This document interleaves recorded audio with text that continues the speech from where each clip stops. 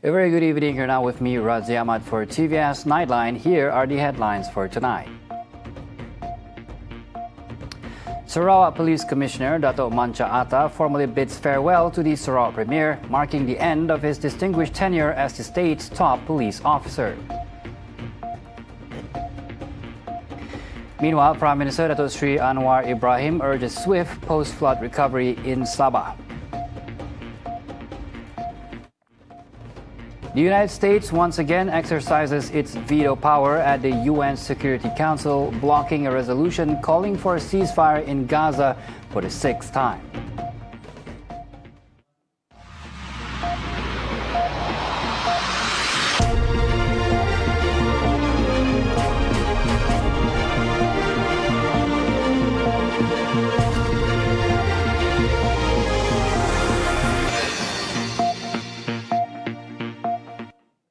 Sarawak Police Commissioner Dato' MANCHA Atta bid a formal farewell to Premier Dato' Patinggi Tan Sri Abang Joritan Openg earlier today, signaling the end of his tenure as the state's top cop. He says the official handover will take place on September 26, when Dato' Muhammad Zainal Abdullah, himself a Sarawakian, steps in as the new commissioner. Sebenarnya dibantu merupakan kunjungan terakhir secara resmi atas kapasiti saya sebagai Penjaya Polis Sarawak. Jadi tak ada bidang lain, cuma saya mengucapkan tinggi penghargaan dan terima kasih kepada Yang Berhormat Premier dan juga seluruh barisan kepimpinan Sarawak atas sokongan, kepercayaan dan kerjasama sepanjang perkhidmatan saya sebagai Penjaya Polis Sarawak. Dan masa terdekat ini, hari Jumaat depan, pada 26 hari bulan 9, saya akan handover serah tugas kepada CP yang baru, Penjaya Polis yang baru, Dato' Zainal, dia Sarawakian. MANCHA Atta served in the Royal Malaysia Police for nearly 30 years before he was appointed as Police Commissioner in 2023. His successor, Muhammad Zainal Abdullah, who hails from Laos, will step in to lead Sarawak's police force, bringing more than 25 years of experience from his service in Peninsular Malaysia. At 47 years old, he will be the youngest police commissioner ever appointed. Saya percaya pengganti saya selama ini dia akan meneruskan kesinambungan dalam usaha menjaga ketenteraman, keselamatan, kesejahteraan, ketenteraman awam Sarawak. Saya percaya dia boleh meneruskan kesinambungan ini. In other news, the number of flood victims housed at temporary relief centers in Sabah dropped to 2,256 people from 710 families this afternoon, compared to 2,602 people from 806 families this morning. The Sabah State Disaster Management Committee said all victims are housed in 16 centers in 5 districts: Beaufort, Penampang, Membakut, Papar, and Sipitang. Meanwhile, in Sarawak, the Malaysian Civil Defence Force Disaster Management Secretariat said the number of victims in the state remains unchanged, with 13 people from 3 families still sheltering at the Dewan Suara Marudi Centre as of 3 p.m. today. Based on the Department of Irrigation and Drainage's public info Banjir portal, the river level at the Long Teru station in Miri remains at 9.13 meters, exceeding the danger level of 8 meters. The river level at the Marudi station also remains at 4.38 meters above the danger level of 3.25 meters, while Lubok Piasau 2 in Limbang remains at 2.24 meters, surpassing the danger level of 2.2 meters.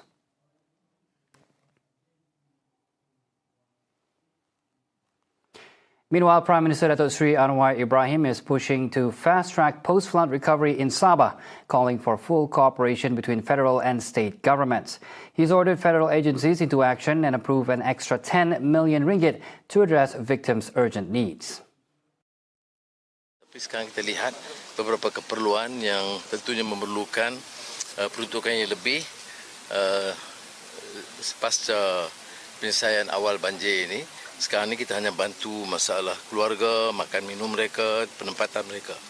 Lepas itu soal prasarana termasuk jalan, dan ini macam Institut Pendidikan Guru ini satu keutamaan, dan kita tunggu laporan daripada kejuruteraan sama ada boleh kekal bangunkan semula di sini ataupun kita akan runding dengan kerajaan negeri mendapat satu kawasan baru untuk dibangunkan dalam tempoh segera. Touring the landslide site at Gaya Teacher Education Institute earlier today, Anwar urged all parties to fast-track a full report so that swift action can follow suit. Also, the Higher Education Ministry is directing all public universities to give flood-hit students in Sabah and Sarawak flexibility in registration.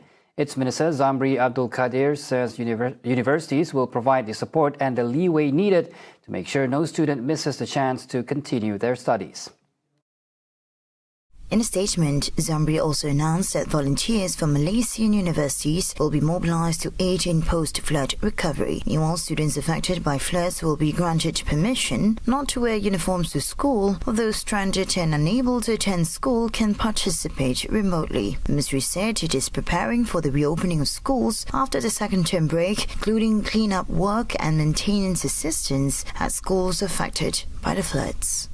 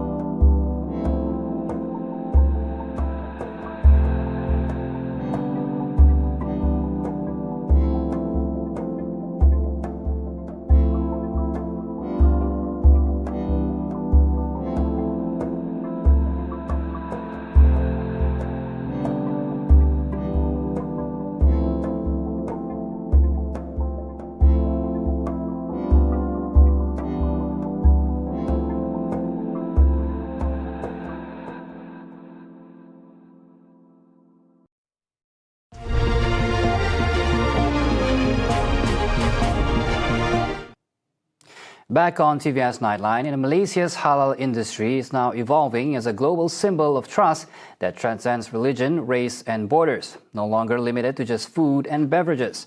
Prime Minister Anwar Ibrahim says the sector now covers finance, pharmaceuticals, cosmetics, tourism and healthcare, forming an economic ecosystem grounded in integrity, accountability and the principles of halalan tayyiban.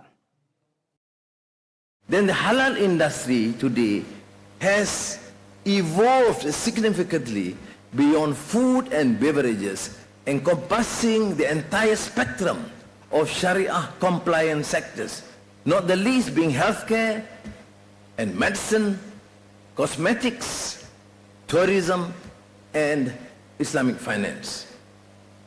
Now, this growing ecosystem reflects a broader commitment to integrity, ethics, and faith-based values across global markets. Anwar underscored that halal principles must be seen in a holistic way, not just through jurisprudence, but as a guiding principle in trade, investment and everyday life. In the meantime, he also unveiled the Madani digital trade platform, an AI-powered system using big data and cloud computing. The platform is set to drive cross-border trade, opening new doors for local halal exporters, especially small and medium enterprises.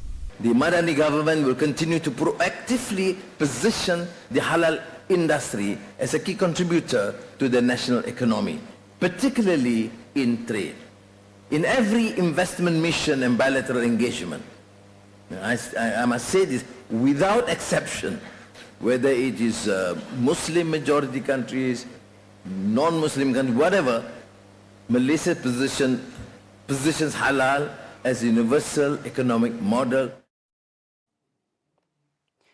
Malaysians are reminded to immediately check their MyCard chips to ensure they are functioning properly before the targeted RON 95 fuel subsidy is implemented in the very near future. Home Minister Dato Sri Saifuddin Nasution Ismail says the use of MyCard will become more extensive as each fuel purchase at petrol stations will require verification through MyCard first. Sebab itu saya ambil peluang ni untuk ingatkan supaya setiap kita memastikan MyCard kita tu berfungsi. Sekarang kita boleh cubalah, kita boleh biasakan supaya nanti bila hari pertama diumumkan, kita nak kalau boleh seamless lah. Dia jangan marah bila dia tak pernah tahu yang MyCard dia rosak. Pada hari tu baru tahu. Sedangkan dia waktu tu isi minyak tak pergi pejabat. Nak hantar anak ke sekolah, nak hantar isteri ke pejabat, masa tu dia marah lah. Jadi kita, kalau dia buat pemeriksaan sekarang dan didapati rosak. Saifuddin also revealed that the National Registration Department currently records around 1,000 cases of MyCard replacements per day nationwide, equivalent to 30,000 per month or 360,000 per year.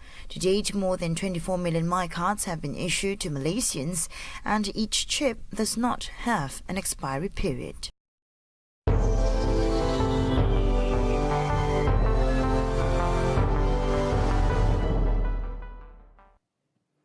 The United States on Thursday again wielded its veto and thwarted a UN Security Council call for a ceasefire in Gaza, shielding its ally Israel from meaningful diplomatic pressure. The 14 other members of the Council backed the resolution, initiated in August in response to the UN's official declaration of famine after nearly 2 years of Israel's genocide of Palestinians in Gaza. In favor of the draft resolution contained in document S/2025/583, please raise their hand.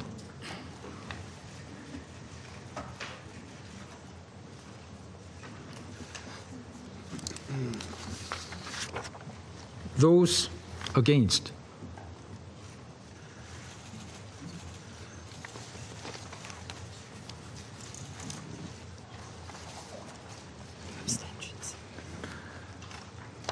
There's no abstentions.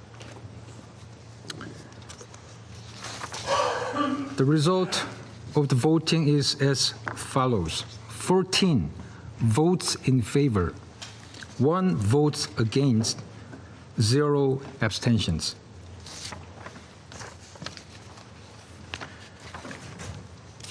The draft resolution has not been adopted, owing to the negative vote of a permanent member of the Council.